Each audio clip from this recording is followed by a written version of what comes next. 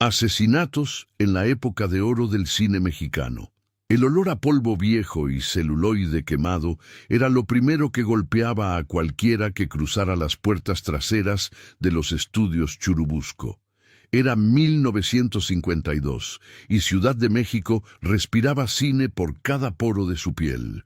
Las marquesinas del Cine Alameda y del Palacio Chino brillaban con nombres que el pueblo adoraba como si fueran santos modernos. Pedro Infante, María Félix, Jorge Negrete, Dolores del Río. El celuloide era religión y los estudios su catedral. Pero toda catedral tiene sus sombras. Nadie lo sabía mejor que Consuelo Vargas, una mujer de 42 años que barría los pasillos de los estudios Churubusco desde hacía 16. Había llegado allí a los 26, recién enviudada, con una hija de 2 años y una deuda en la vecindad que no podía pagar de otra manera. El encargado de mantenimiento, un hombre gordo y amable llamado Don Aurelio, otro Aurelio, uno sin maldad, la había contratado sin pedirle papeles ni referencias, solo porque ella llegó temprano, con ropa limpia y los ojos firmes de quien no pide lástima sino trabajo. Desde entonces, Consuelo había visto nacer estrellas y había visto caer otras, en silencio, sin que nadie encendiera una vela por ellas. Conocía el olor de cada foro, la temperatura exacta que hacía rechinar la puerta del foro 3, los rincones donde los actores nerviosos se escondían a llorar antes de una escena difícil. Conocía los secretos de los camerinos, como una confesionaria conoce los pecados de su parroquia. Todo le llegaba sin que ella lo buscara, simplemente porque era invisible. Y los invisibles reciben las confidencias que los poderosos no pueden guardar solos. No era actriz, no era guionista, no era nadie según el mundo del espectáculo. Era la señora de la limpieza, la que llegaba antes del amanecer y se marchaba cuando las últimas luces del set se apagaban. La invisible. Pero los invisibles ven todo. Aquella mañana de martes comenzó igual que todas. El despertador de cuerda sonó a las 4:30 en la habitación pequeña de la colonia Guerrero, donde Consuelo dormía con la ventana entreabierta porque el calor de la ciudad no respetaba las madrugadas. Su hija Lucía, que tenía 18 años y estudiaba para maestra, le dejaba siempre el termo de café con canela listo sobre la estufa antes de acostarse. Consuelo lo tomaba, lo metía en su bolsa de mimbre junto al delantal limpio y salía a la calle cuando el cielo todavía era del color de la tinta. Llegó al foro 7 como cada día. El rodaje de Almas en la tormenta, la nueva producción estelar del director Rodrigo Estrada, no comenzaría hasta las 9. Consuelo tenía 2 horas para limpiar, ordenar y desaparecer antes de que llegaran los importantes. Así había sido durante 16 años. Ella llegaba primero, ella se iba antes. El mundo del cine funcionaba sobre ese principio invisible. Alguien limpiaba el glamour antes de que el glamour llegara. Empujó la puerta del camerino principal con el hombro, como siempre, porque la manija tenía una resistencia rara que solo cedía con el ángulo correcto. El camerino era el de Silvana Montiel, la estrella del momento, la mujer cuyo rostro aparecía en cada revista, en cada cartel de tranvía, en cada sueño de los hombres de México. Consuelo la conocía de cerca, de esa cercanía que no tiene nombre en el mundo del espectáculo. La había visto sin maquillaje, había recogido sus Kleenex usados, había encontrado sus cartas de amor mal escondidas bajo los almohadones del sofá del camerino. Silvana era una mujer brillante y Consuelo lo sabía desde hacía tiempo, profundamente asustada. Aquella mañana el camerino olía diferente, a perfume derramado y a algo más, a rabia, a la calidad específica del aire cuando una habitación ha sido testigo de algo violento. El espejo estaba roto, no de la manera en que se rompen los espejos por accidente, cayéndose de la pared o resbalando de una repisa. Este había sido golpeado desde adentro hacia afuera, desde el centro, como si alguien hubiera estrellado su propio reflejo con el puño cerrado o con un objeto duro, con una fuerza que hablaba de desesperación más que de ira fría.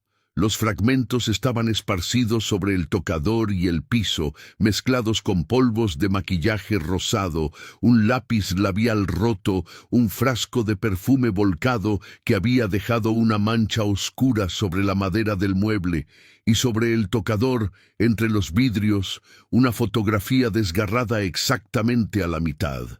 Consuelo se detuvo. No gritó, no llamó a nadie. Eso era lo que distinguía a los invisibles de los que querían ser vistos, la capacidad de observar primero y actuar después. Se agachó, recogió los vidrios con cuidado metódico, uno por uno, envolviéndolos en el periódico que siempre traía en la cubeta para exactamente ese tipo de accidente. Luego tomó la fotografía.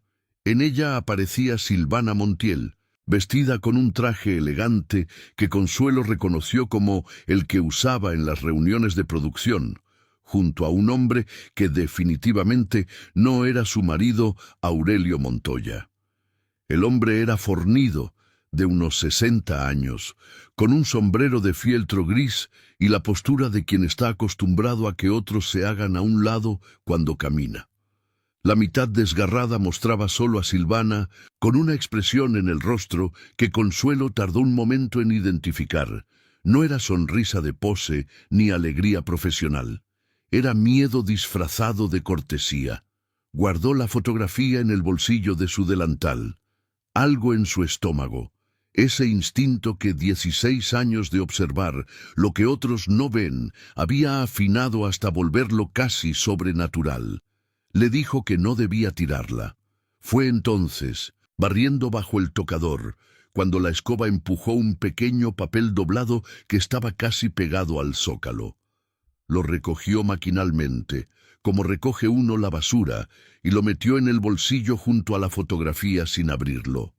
Terminó su trabajo, salió del camerino, cerró la puerta con el ángulo correcto. 3 horas después, un jardinero del bosque de Chapultepec encontró el cuerpo de Silvana Montiel flotando en el lago artificial, cerca de la orilla norte, donde los ahuehuetes viejos dejaban caer sus ramas hasta tocar el agua. La causa oficial determinada por el médico legista que llegó en 40 minutos. Ahogamiento accidental.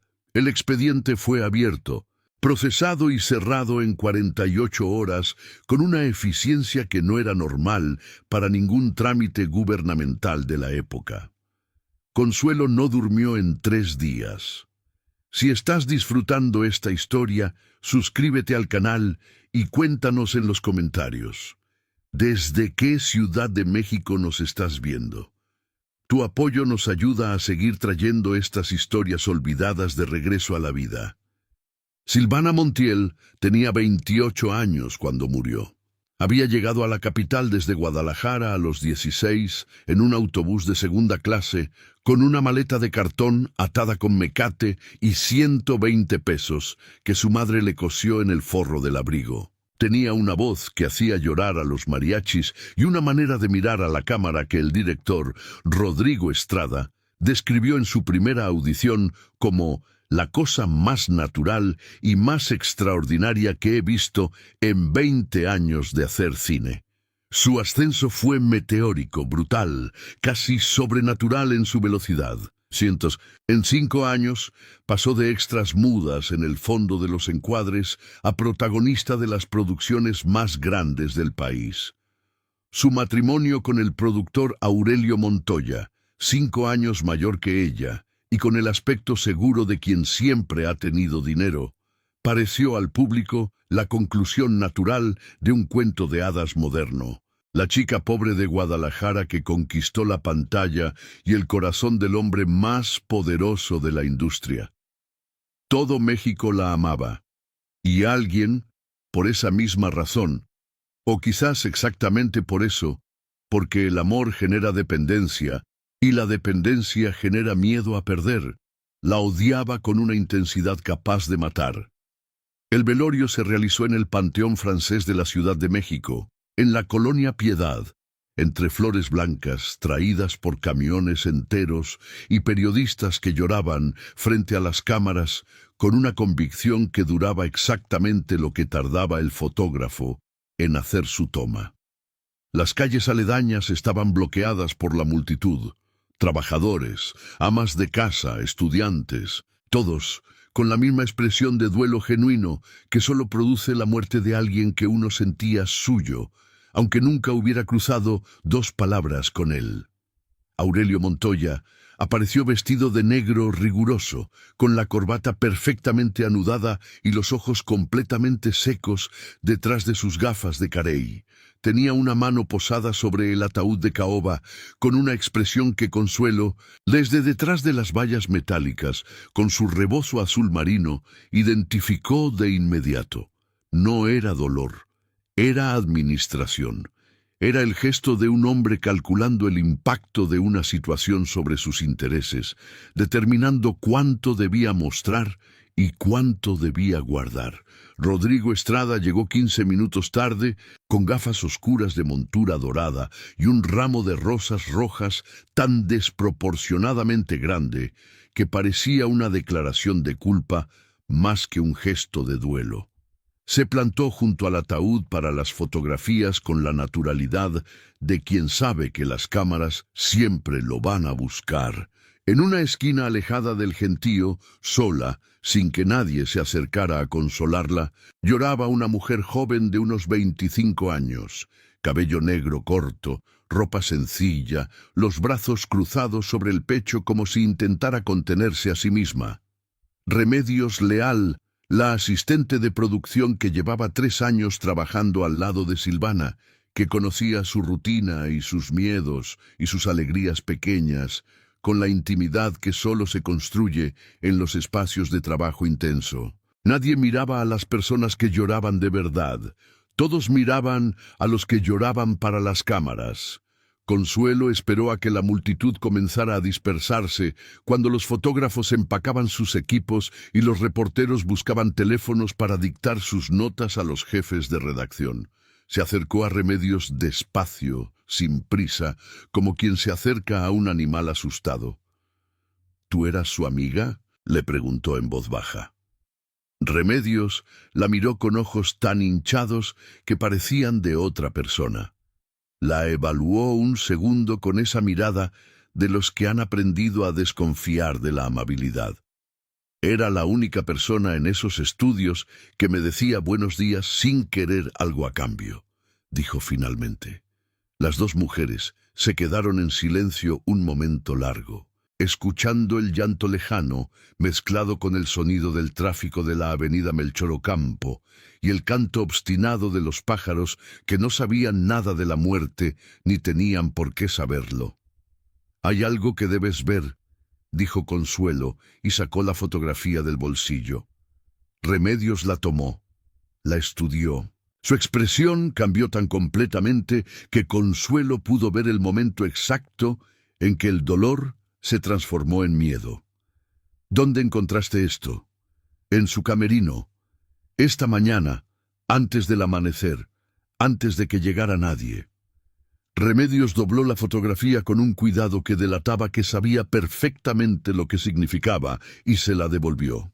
«Ese hombre», dijo señalando la figura con sombrero de fieltro, «es Gilberto Cienfuegos, dueño de cines en Guadalajara y Monterrey.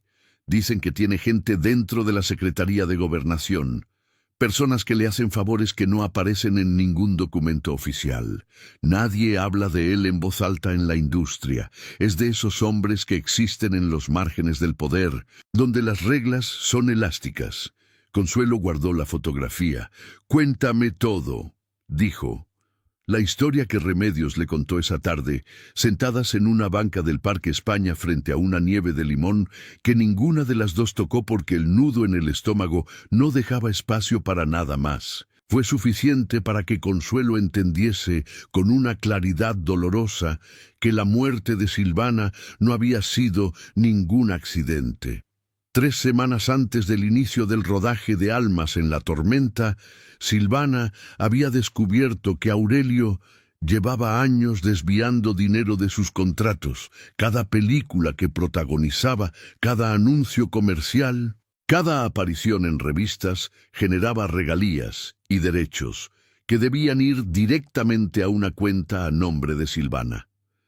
El dinero llegaba, sí, pero antes pasaba por las manos de Aurelio, que actuaba como su representante con poder notarial, y una parte significativa.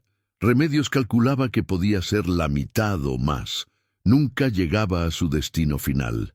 Silvana lo había descubierto por casualidad, de la manera en que se descubren las traiciones más grandes, por un descuido.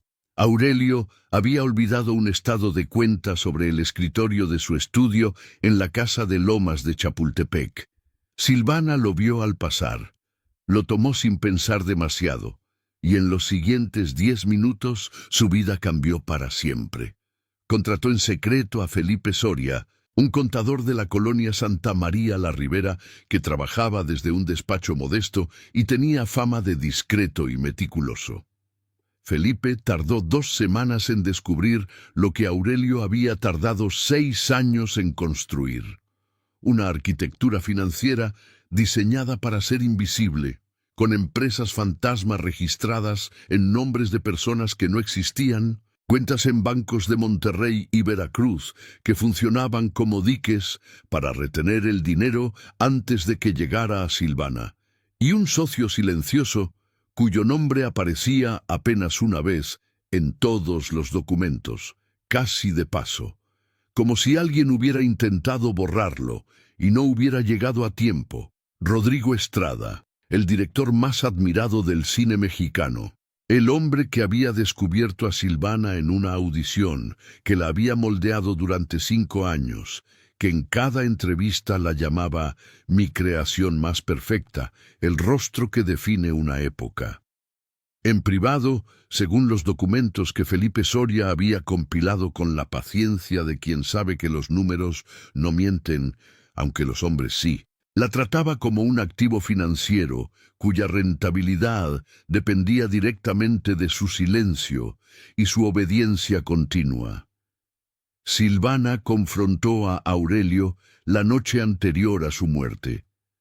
La discusión ocurrió en el camerino de los estudios, donde ella había ido a recoger unas partituras para una sesión musical del día siguiente. De ahí el espejo roto, de ahí la fotografía desgarrada, de ahí el perfume volcado y el lápiz labial quebrado en el piso. Según Remedios, Silvana la llamó esa madrugada, pasada la 1 de la mañana, desde un teléfono público de la avenida Insurgentes, porque no confiaba en el teléfono de su casa. Me dijo que tenía miedo, susurró Remedios, con la voz tan baja que Consuelo tuvo que inclinarse para escucharla. Que Aurelio le había dicho que si hablaba, desaparecería como desaparecen las cosas que ya no sirven. Esas fueron sus palabras exactas, y yo le dije que exageraba, que estaba agotada por el estrés del rodaje, que durmiera, que mañana todo se vería diferente. Remedios cerró los ojos. Las lágrimas le corrieron por las mejillas sin que ella hiciera el menor gesto por detenerlas. No hubo mañana para ella. El sol de la tarde caía oblicuo sobre las bancas del parque, tiñendo las hojas de los árboles de un naranja cansado. Una pareja de novios pasó tomada de la mano sin mirarlas. Un niño persiguió a un perro entre las bancas. La vida ordinaria siguió su curso con esa indiferencia brutal que tienen las tardes de miércoles cuando alguien acaba de entender que el mundo es más oscuro de lo que pensaba. Consuelo se puso de pie, alisó su rebozo y dijo: «Dame la dirección del contador». Esa noche no fue a su casa. Tomó el tranvía hasta Santa María la Ribera y llegó al despacho de Felipe Soria cuando el reloj de la esquina marcaba las 7:30. Lo encontró con la persiana a medias, una lámpara amarilla encendida sobre un escritorio que desaparecía bajo capas de carpetas y la expresión de un hombre que lleva días esperando un golpe sin saber de qué dirección va a llegar. Cuando Consuelo le explicó quién era y qué había visto, Felipe se quedó inmóvil durante un segundo demasiado largo. Luego cerró la persiana del todo y bajó la voz. «Llevo una semana esperando que alguien viniera», dijo. «Pero esperaba a un abogado o a un periodista, no a una señora de la limpieza», terminó Consuelo, sin hostilidad, con la calma de quien ha escuchado esa frase en todas sus variantes posibles durante 42 años y hace mucho decidió que no tenía poder sobre ella. Felipe tuvo la decencia de bajar la mirada. «Perdone. No pierda tiempo en eso», dijo Consuelo.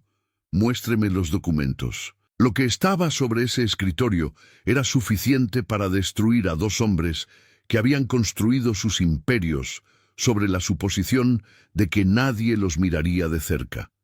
Contratos con cifras alteradas, con tanta sutileza que solo un ojo entrenado podía detectarlo. Transferencias entre empresas con nombres legítimos que no aparecían en ningún registro de la Secretaría de Comercio. Fotografías de reuniones en el restaurante Prendes y en el club de banqueros, tomadas desde lejos, con fecha y hora, anotadas al reverso con la caligrafía cuidadosa de Felipe. Y al fondo de la carpeta principal, doblada en tres, una carta manuscrita de Rodrigo Estrada a Aurelio Montoya, fechada 4 días antes de la muerte de Silvana, escrita con la caligrafía elegante y ligeramente inclinada de alguien que aprendió a escribir en Europa y nunca perdió el hábito de la pluma fuente. «La situación ya no es manejable, tienes que resolverlo antes del estreno. No podemos permitir que lo que construimos durante años se derrumbe por la vanidad de una mujer que olvidó de dónde viene. Ya hablé con Gilberto. Él entiende la necesidad. Actúa». Consuelo leyó la carta 2 veces. La dobló con el mismo cuidado con que Silvana debió doblar sus últimas esperanzas, y la colocó junto a la fotografía del camerino. «¿Tiene usted familia?», le preguntó a Felipe. «Una hija. Vive en Puebla con su madre. Llámela esta noche, dígale que la quiere, y mañana no venga al despacho. Vaya a donde su hija». Felipe la miró sin comprender del todo, pero algo en el tono de esa voz, tranquila, sin dramatismo, con el peso específico de quien habla desde la certeza, le dijo que debía obedecer. Marcó el número del teléfono del vecino de su hija en Puebla, que era el único número que tenía, y esperó. Mientras el teléfono sonaba al otro lado de la línea, Consuelo sacó del bolsillo el papel doblado que había recogido del camerino aquella mañana, sin saber lo que era, y lo abrió por primera vez, bajo la luz amarilla de la lámpara de Felipe. La letra era pequeña y nerviosa, de alguien escribiendo deprisa, o con las manos temblando, o ambas cosas. «Si algo me pasa, busca a la señora Inés Coronado. Vive en la calle de Mesones número 14, Colonia Centro. Ella tiene todo». La firma era de Silvana Montiel. Consuelo dobló el papel. Lo guardó. Miró la pared frente a ella durante un momento en que el tiempo pareció detenerse, o al menos aflojar el paso. Luego escuchó a Felipe decirle a su hija que la quería, con una voz que se quebraba por los bordes, y algo en ese sonido, el amor ordinario y frágil de un padre mediocre que intenta ser mejor, la aferró al propósito con más fuerza que cualquier argumento. «Mañana», le dijo cuando colgó, «haga 2 juegos de copias de todo. Guarde uno fuera de aquí. El otro me lo entrega a mí en el mercado de Medellín, en el puesto de flores, a las 8 de la mañana». Felipe asintió. «¿Usted sabe lo que está haciendo?», preguntó. «No completamente», admitió Consuelo, y esa honestidad fue más convincente que cualquier certeza. «Pero sé que si no lo hace alguien, no lo va a hacer nadie». A la mañana siguiente, antes de recoger las copias y antes de presentarse a los estudios, Consuelo tomó el tranvía hacia el centro histórico, la calle de Mesones, en el corazón del centro viejo de la ciudad. Olía a tortillas recién hechas en el comal de la señora del puesto de la esquina, a humedad de siglos impregnada en las paredes coloniales, a flores marchitas y agua estancada en las macetas de los balcones. Las vecindades se apilaban una contra otra como libros en un estante demasiado lleno, sus fachadas mostrando capas de pintura de diferentes décadas, azul sobre amarillo, sobre rosa, sobre blanco, como si los muros guardaran la memoria de cada generación que los había habitado. El número 14 era una puerta verde oscuro, casi negra por el tiempo, con una aldaba de hierro forjado en forma de mano femenina sosteniendo una esfera. Consuelo la golpeó 3 veces. La mujer que abrió tenía unos 70 años, cabello completamente blanco recogido en un chongo perfecto, ojos negros tan alertas y tan presentes que parecían pertenecer a una mujer de 30, y una expresión en el rostro que no era de sorpresa, ni de miedo, ni de cautela, era de alivio, de ese alivio específico de quien ha estado esperando algo durante mucho tiempo y finalmente lo ve llegar. «Ya tardaste», dijo Inés Coronado, y se hizo a un lado para dejarla pasar sin pedir explicaciones. El interior de esa casa era un universo contenido en 80 metros cuadrados. Estantes que llegaban hasta el techo cargados de carpetas amarillentas con etiquetas escritas a mano. Cajas de cartón apiladas con fechas en los costados. 1933, 1937, 1941, 1945, 1948. Fotografías clavadas en las paredes con chinchetas, algunas en sepia desgastado, otras en blanco y negro nítido, mostrando rostros de mujeres jóvenes en sets de filmación, en restaurantes elegantes de la zona rosa, en camerinos casi idénticos al de Silvana. Mujeres que sonreían para la cámara con esa sonrisa aprendida de las actrices que esconde exactamente lo que se necesita esconder. En el centro de la habitación principal, sobre una mesa de madera oscura y vieja como los huesos de la casa, había una caja metálica con un candado pequeño del tamaño de un puño. «¿Quién eres tú?», preguntó Consuelo mirando las paredes. «Fui actriz», dijo Inés, con una sonrisa breve que no tenía ni nostalgia ni amargura, solo la ecuanimidad de quien ha procesado su historia completamente. En los años 30, antes de que Rodrigo Estrada y Aurelio Montoya construyeran su imperio, antes de que aprendieran o decidieran que las mujeres en este negocio son más rentables calladas que hablando. Tomó la llave del cordón que llevaba entre los botones del vestido y abrió la caja. Adentro había 20 años de vida paralela, meticulosamente documentada. Cintas de audio con conversaciones grabadas en cuartos de hotel y oficinas de producción. Fotografías en sobres catalogados con fecha y lugar. Contratos con anotaciones marginales en letra menuda. Cartas atadas con listón de seda café. Registros de pagos a funcionarios con nombres, montos y fechas. Declaraciones escritas de actrices que habían denunciado fraudes en los años 40 y habían terminado sin trabajo, sin crédito, sin nombre en la industria, borradas con la eficiencia de quien tiene los recursos suficientes para reescribir la realidad. Y en el fondo de la caja, separado del resto por una hoja de papel de China, un sobre manila con el nombre de Silvana Montiel escrito a mano con tinta azul, la letra grande y clara de alguien acostumbrado a firmar autógrafos. Inés lo tomó y se lo extendió a Consuelo sin ceremonia. «Me lo trajo hace 6 meses», dijo. «Llegó aquí por recomendación de una actriz que conocí en los 50, que había pasado por lo mismo que yo, y sabía que yo guardaba todo. Silvana me dijo que si alguna vez pasaba algo, entregara ese sobre a alguien de confianza.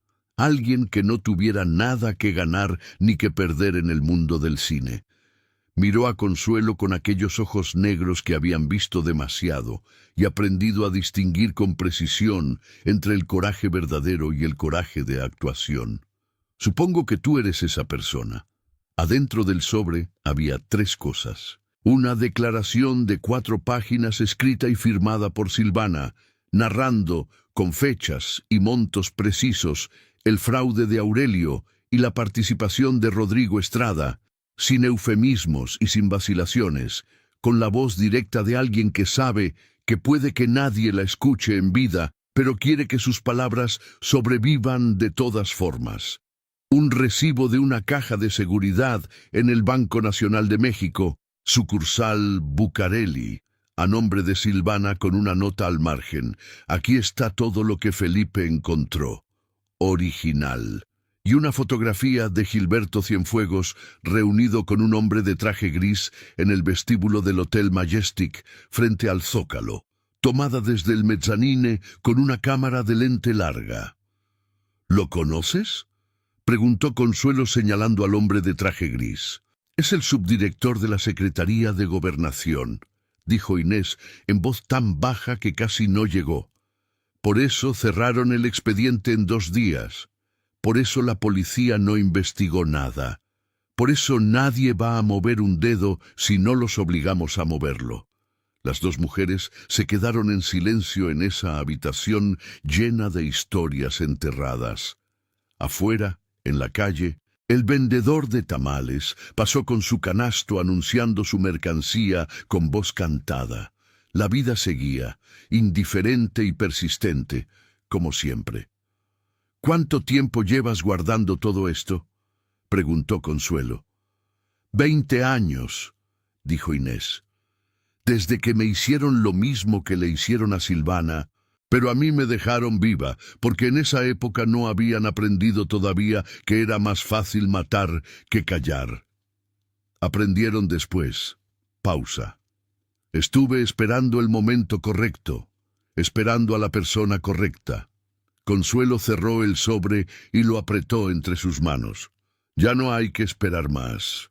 Durante las 2 semanas siguientes, Consuelo construyó en silencio lo que la policía no había querido construir. Cada mañana se presentaba a los estudios Churubusco con su cubeta y su trapeador y su termo de café. Limpiaba los foros y los camerinos con la misma rutina de siempre, y nadie, ninguno de los directores, los asistentes, los actores que cruzaban los pasillos mirando sus guiones, notó nada diferente en ella. Eso era exactamente lo que necesitaba. Habló con Dolores, la maquillista de Silvana, una mujer de 40 años, con las manos siempre teñidas de polvos de colores y la costumbre de anotar en un diario todo lo que veía y escuchaba, porque decía, algún día iba a escribir un libro y nadie le iba a creer que todo eso era verdad, a menos que tuviera pruebas. Dolores le habló de un hombre que había llegado al estudio un miércoles por la tarde 3 meses antes, sin anunciarse, sin pasar por la recepción, lo cual significaba que alguien le había abierto la puerta trasera, y había estado 20 minutos en el camerino de Silvana. Dolores lo había fotografiado desde el pasillo, a través de la rendija de una puerta entreabierta, porque tenía ese instinto. Fotografiar lo que no debería estar ahí. La imagen mostraba de espaldas a un hombre fornido, con sombrero de fieltro gris, y un anillo en el meñique derecho, con un escudo grabado. Cuando Consuelo la comparó con la fotografía del camerino y con la del Hotel Majestic que Silvana había guardado, no quedó duda. Era Cienfuegos, en los propios estudios, semanas antes de la muerte de Silvana. Fue al despacho de Felipe Soria a recoger las copias. Felipe las tenía listas en 2 sobres de papel Kraft, sellados con cinta adhesiva, su nombre escrito con marcador negro. Tenía los ojos de quien no ha dormido bien, pero ha tomado una decisión que lo ha tranquilizado más que el sueño. «Quiero ser testigo si hay un juicio», dijo. «Puede ser peligroso», dijo Consuelo. «Ya lo sé. Una pausa en la que el ruido de la calle llenó el silencio del despacho. Silvana me contrató porque confiaba en que yo haría lo correcto. No lo hice a tiempo para salvarla. Quiero hacerlo ahora para que su muerte sirva de algo. Consuelo tomó los sobres, los metió en su bolsa de mercado entre una cebolla y un manojo de epazote, con la naturalidad de quien lleva la compra del día, y se marchó caminando por la acera a paso normal. Nadie la detuvo, nadie la miró 2 veces. Era invisible, y esa tarde su invisibilidad era la armadura más eficiente que podía tener. Lo que faltaba era un periodista, alguien con el valor de publicar lo que tenía entre las manos, sin importar las consecuencias, sin doblegarse cuando Aurelio Montoya llamara a sus conocidos en las redacciones, sin negociar el silencio a cambio de publicidad o de paz. Remedios tenía un nombre. Ernesto Villanueva escribía para La Voz del Pueblo, un semanario de circulación nacional que sobrevivía de milagro en los márgenes de una industria periodística dominada por hombres que habían aprendido que la comodidad se compra con la mirada baja. Tenía 31 años, una oficina en la colonia Doctores tan pequeña que el escritorio ocupaba más de la mitad del espacio disponible, y una fotografía de Emiliano Zapata clavada en la pared con una sola tachuela ligeramente torcida, como si la hubiera puesto con prisa en un momento de convicción y nunca se hubiera molestado en enderezarla. Cuando Consuelo puso su bolsa de mercado sobre su escritorio y sacó los sobres de entre la cebolla y el epazote, Ernesto la miró con la cortesía automática de quien no quiere perder el tiempo de nadie, pero tampoco quiere ser grosero. ¿En qué le puedo ayudar, señora? Usted no me va a ayudar a mí, dijo Consuelo abriendo el primer sobre. Yo voy a ayudarle a usted. Lo que encontró Ernesto en esos sobres lo dejó sin habla durante 3 minutos, que Consuelo contó en silencio. La carta de Rodrigo Estrada, los contratos falsificados, las fotografías de Cienfuegos, la declaración de Silvana, los registros de Inés Coronado acumulados durante 20 años, todo ordenado, fechado, verificable, construido con la paciencia de 3 mujeres distintas que nunca se habían conocido entre sí, pero habían estado, cada una desde su trinchera invisible, guardando la misma verdad. Dios mío, murmuró Ernesto. Publíquelo todo, dijo Consuelo. Sin cortes, sin nombres omitidos, sin esperar permiso de nadie. ¿Sabe usted lo que significa esto? Estos hombres tienen abogados, tienen contactos, tienen dinero suficiente para comprar a mucha gente, lo interrumpió Consuelo. Pero no para comprar a todos. Por eso vine con usted. Ernesto la miró durante un momento. Luego extendió la mano. Necesito llamar a mi editor. Don Marcos, el editor de La Voz del Pueblo, era un hombre de 60 años que había sobrevivido 3 administraciones gubernamentales y 2 intentos de clausura del semanario con la tenacidad silenciosa de los árboles viejos que se doblan en la tormenta, pero no se quiebran. Llegó a la oficina de Ernesto en 20 minutos. Leyó los documentos sin hablar, los lentes en la nariz, la expresión impenetrable de quien ha aprendido a no mostrar nada hasta haber procesado todo. Cuando terminó, se quitó los lentes, los limpió con la solapa del saco, se los volvió a poner y dijo: «Publicamos el jueves. Era martes por la noche. La historia salió en la primera plana de La Voz del Pueblo el jueves por la mañana con un titular en letras de 2 centímetros. El crimen detrás de la pantalla. Como 2 hombres del cine mexicano robaron, corrompieron y mataron para proteger su imperio. Para el mediodía, los puestos de periódicos del centro, de Tepito, de La Lagunilla, de Coyoacán y de la colonia Roma habían agotado sus existencias. Los locutores de radio leían fragmentos al aire con voces que temblaban de indignación genuina o de emoción calculada. Ya era difícil distinguir, pero el efecto era el mismo. La historia se propagó por Ciudad de México con la velocidad y la inevitabilidad de un incendio en temporada de secas. Para las 5 de la tarde, los periódicos grandes, que habían ignorado la muerte de Silvana durante semanas, enviaban reporteros a buscar a Ernesto Villanueva.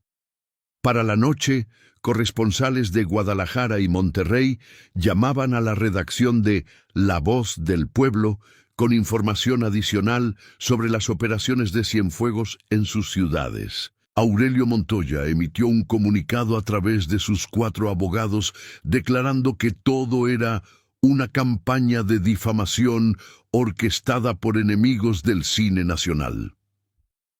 Rodrigo Estrada canceló todas sus entrevistas y no apareció en público. Gilberto Cienfuegos no dijo nada, pero esa misma tarde, uno de sus asistentes fue detenido en el aeropuerto internacional, intentando abordar un vuelo a Panamá con una maleta que contenía no ropa, sino documentos contables y 3 fajos de billetes americanos. El subdirector de la Secretaría de Gobernación presentó su renuncia al día siguiente por escrito, sin dar declaraciones, alegando motivos de salud personal. El expediente de Silvana Montiel fue reabierto esa misma semana. El juicio comenzó 4 meses después y duró 8.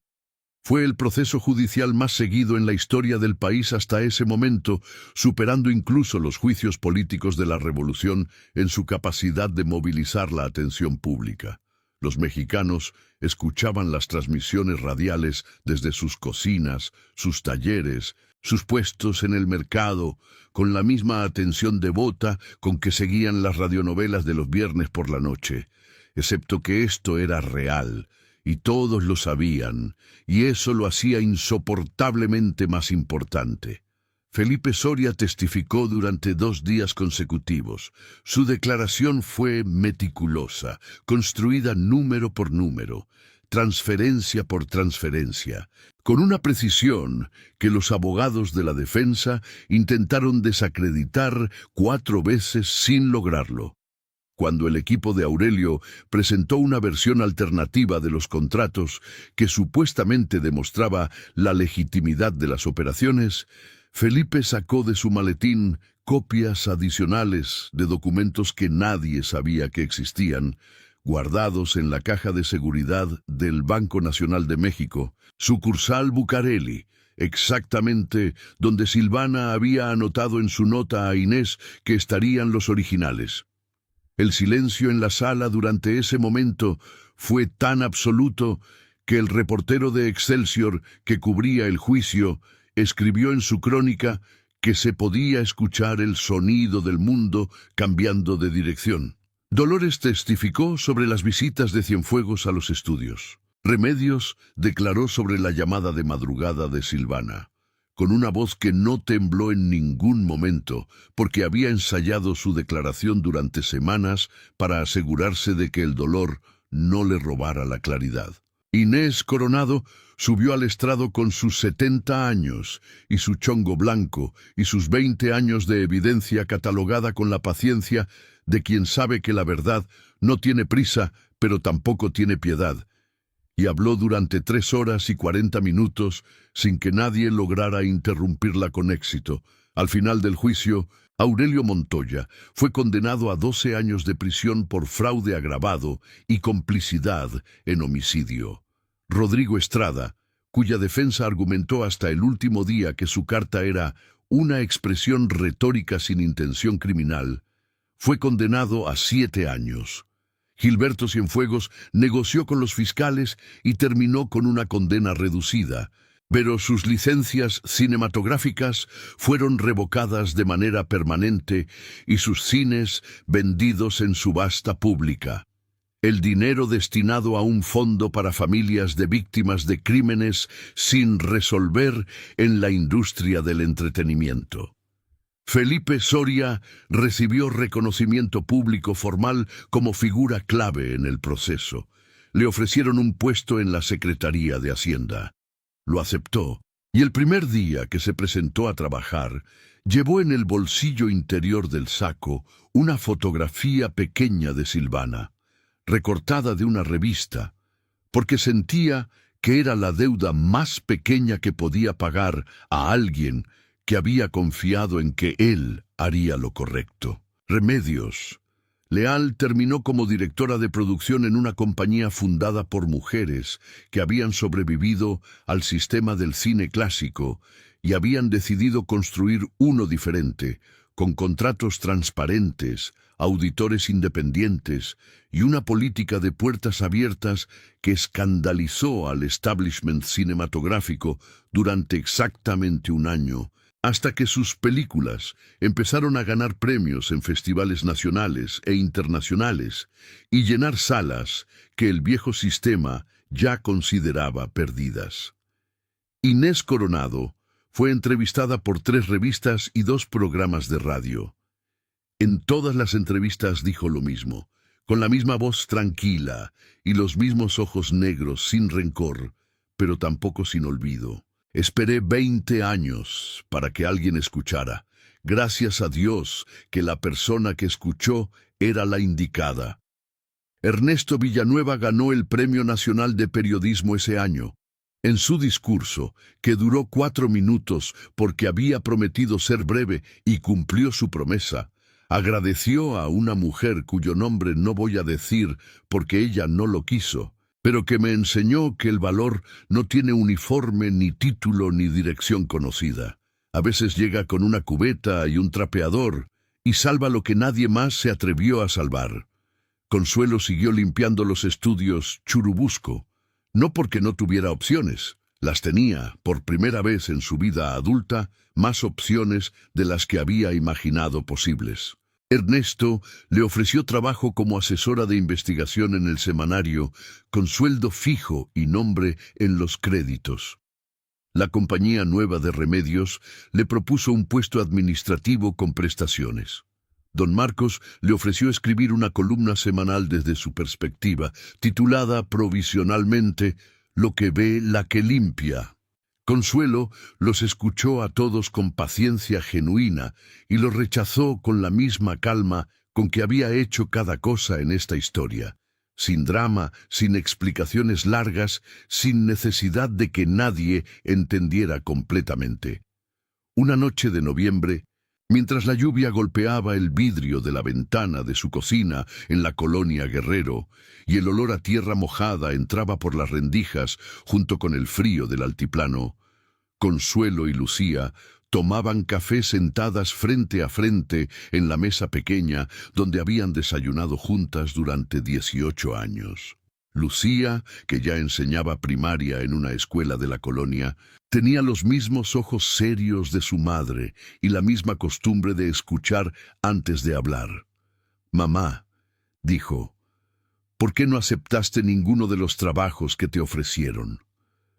Consuelo tomó el termo entre las 2 manos, sintió el calor a través de la loza y pensó la respuesta antes de darla. «Porque aquí», dijo finalmente, «en los estudios conozco cada rincón. Sé que puertas rechinan cuando no deberían rechinar. Sé que pasillos huelen diferente cuando algo está mal. Sé que silencios son silencios de verdad y cuáles son silencios de miedo. En una oficina, en una redacción, no sirvo para eso.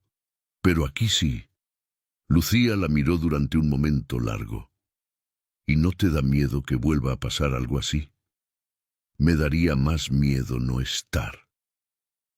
La lluvia arreció afuera, golpeando los techos de lámina de las vecindades contiguas con un ruido que llenó el silencio de la cocina. Lucía se levantó a poner más agua a calentar. Consuelo se quedó mirando la llama azul del gas bajo la tetera, pensando en Silvana, en Inés, en Remedios, en todas las mujeres cuyos nombres habían estado a punto de desaparecer y no desaparecieron porque alguien estuvo ahí, en el lugar correcto, en el momento correcto, con los ojos abiertos. «Mamá», dijo Lucía desde la estufa, «¿tú sabías desde el principio que podías resolverlo?» Consuelo pensó en el espejo roto, en la fotografía que casi no recogió, en el papel doblado que casi tiró a la basura sin abrirlo. En la noche que llegó al despacho de Felipe Soria, con una cebolla y un manojo de epazote, escondiendo la verdad más peligrosa que había cruzado por esos estudios en décadas. No, dijo, con la honestidad simple de quien ya no necesita parecer más ni menos de lo que es. No sabía si podía, solo sabía que tenía que intentarlo.